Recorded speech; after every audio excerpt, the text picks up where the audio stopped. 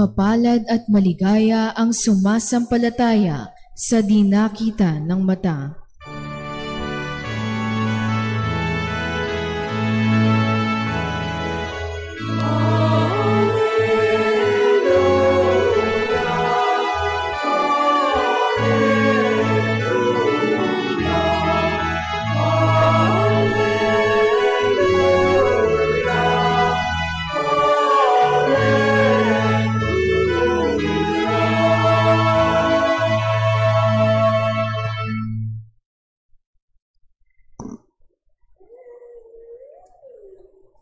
Sumainyo ang Panginoon. At sumaiyo din. Ang mabuting balita ng Panginoon ayon kay San Juan. Papuri sa iyo, Panginoon.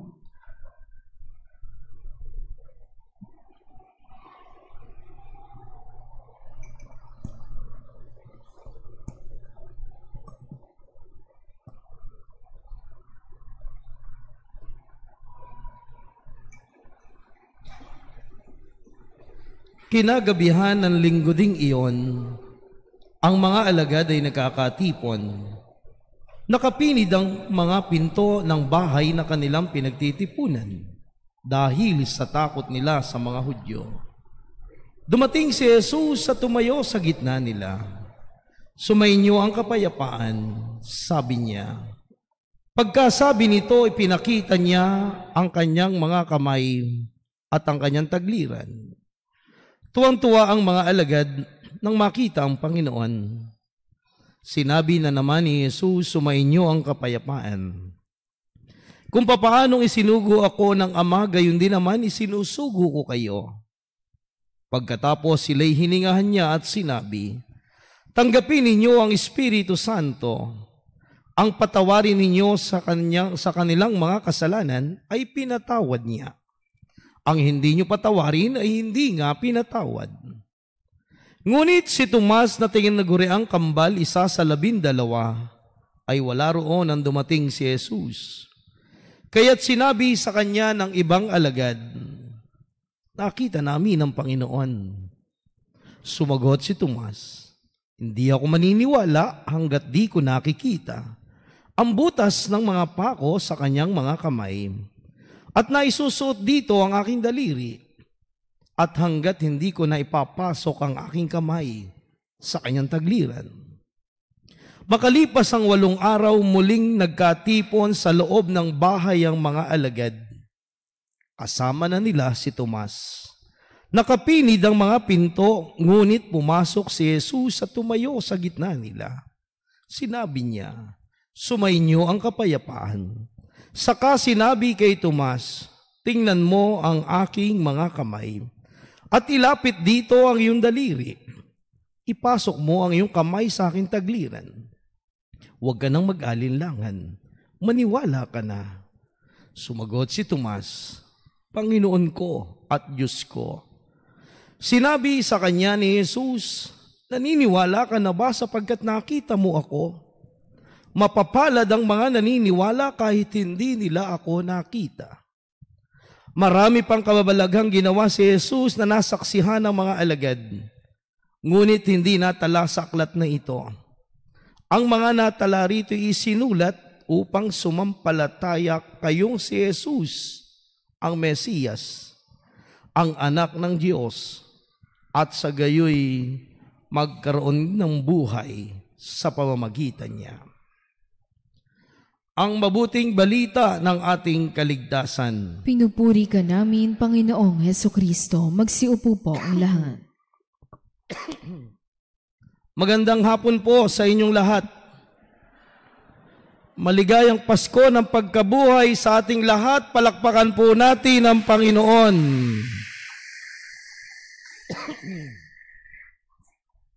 Sa pagtatapos ng 8 araw ng Pasko ng pagkabuhay, itinalaga ni Pope John Paul II noong taong 2000 na kilalanin at bigyan ng mataas na antas ng pagpapahalaga ng bawat binyagan, yung dakilang awa, dakilang habag ng Diyos sa atin, yung dagat ng kanyang awa, ay siyang kinikilala natin ngayon sa 2 linggo ng Pasko ng Pagkabuhay.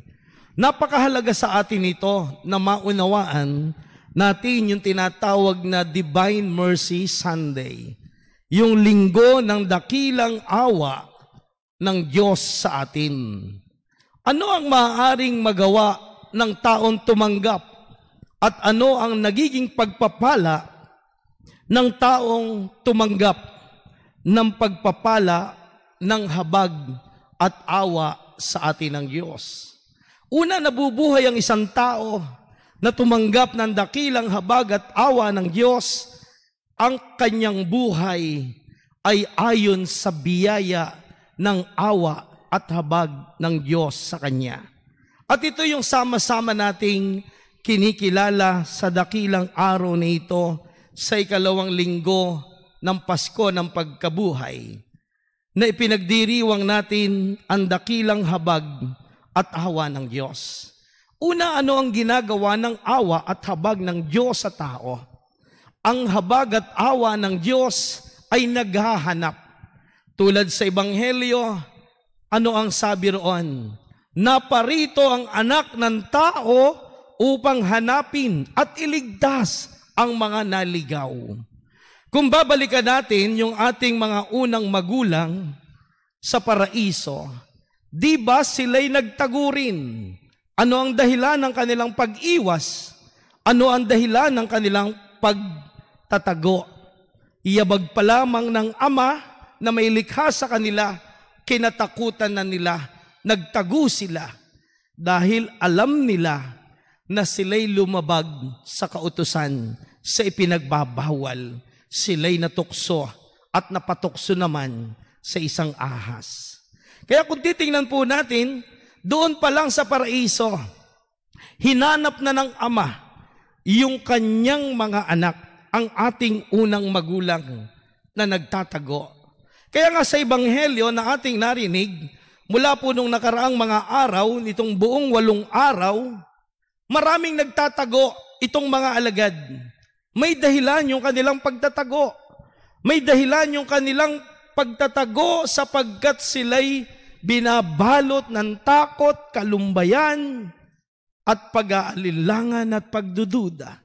Sa kadahilan ng yung 3 taon nilang iginugol na kasama ang Mesiyas na nagbigay sa kanila ng pag-asa, nagbigay sa kanila ng alab ng kanilang puso, nakita nilang may pasang krus, duguan ang katawan, dinuduran, inaalimura, kinukutya, ipinako, ibinayubay sa krus, sinibat, hanggang sa nalagutan ng hininga, inilibing sa isang malaking yungib na tinakpan ng malaking bato. Dito, palagay ko, kasama ng nalibing at kasama ng inilibing ng mga alagad, yung kanilang pinapangarap, yung kanilang inaasam na matagal na panahon na makakasama nila at magtatanggol sa kanila ng habang panahon, ang Mesiyas, ang Kristo. Subalit na wala ng hiningat, nandoon ngayon sa libingan. Iyon ang kanilang paniniwala. Kaya lahat ng pintuan ay nakapinid. Matinding takot. Sa 2 pagkakataon, kung sa Genesis, hinanap ni Yahweh yung mga anak. Dito ang anak ng tao, hinahanap ang kanyang mga alagad na binabalot ng takot. Yun po pala yung ipinagdiriwang natin ngayon. Yung paghahanap ng Diyos sa atin, na yung pag-ibig at paghahanap na ito ay magpasa hanggang ngayon. Yun po pala ang tinatanggap natin. Tayo namang tao palayo ng palayo sa biyaya at grasya ng Kristong muling nabuhay. Pero ang Diyos hindi napapagod hanapin ang kanyang mga anak. Tulad ng mga alagad, hinanap niya yung kanyang mga alagad, yung kanyang mga tagasunod, na alam niyang binabalot ng takot, panlulupaypay, panlulumo, panghihinayang. Sa buhay po natin, mga minamahal kong mga kapatid, kailan tayo mapapagod magtago? Kailan tayo magpapagod magtatakbo ng papalayo sa Diyos? Ang Diyos hindi kinapapaguran ng paghahabol sa atin dahil patuloy tayong hinahanap ng Diyos. Mga minamahal kong mga kapatid, ganyan tayo kinahabagan. Nabubuhay tayo ayon sa habag at awa sa atin ng Diyos. Kaya kung minsan dapat pagdasal natin, Lord, mapagod na sana ako, katatakbo palayo sa iyo para huminto na akong tumakbong palayo upang maabutan natin at abutan tayo ng Diyos upang igawad sa atin yung kanyang pagpapala. Kaya makikita po natin yung misteryo ng pagsilang, yung misteryo ng pagpapakasakit, pagkamatay at muling pagkabuhay ni Jesus ay misteryo ng kaligtasan ng tao, ng kaluluwa ng tao. Yun po dahil sa habag at awa sa atin ng Diyos.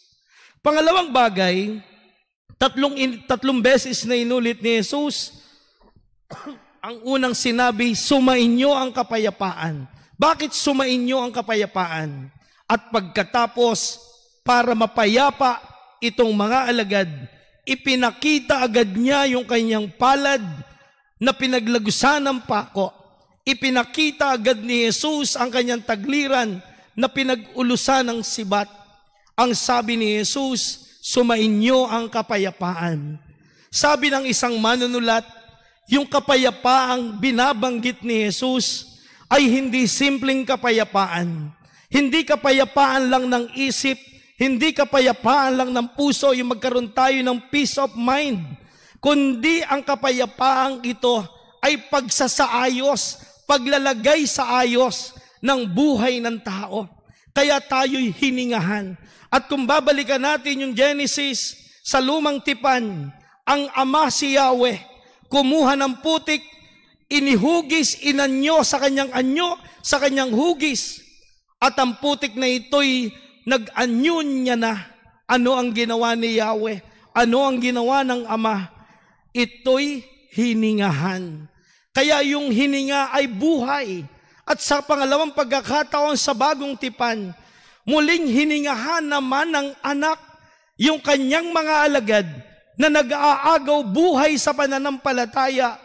Ang mga alagad na nagkukulimlim na yung kanilang pag-asa, dumidilim na yung kanilang pananalig kay Kristo na hindi nila naunawaan yung kadahilanan ng muling pagkabuhay.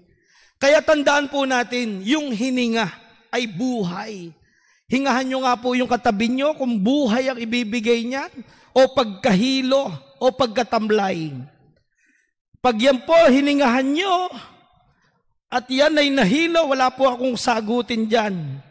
Iisa ang dahilan. Hindi man lang kayo nagmumog ng daon ni man lang bago pumunta rito.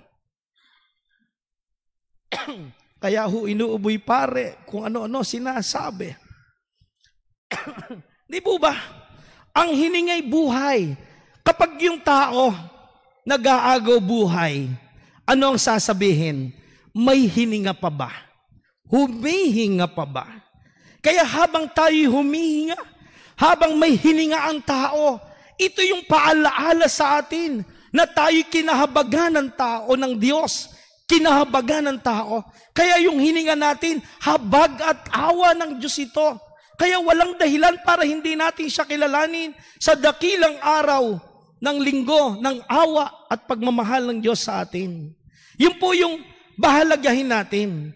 Ang sabi ng isang manunulat, hindi ito simpleng kapayapaan ng isip ng puso.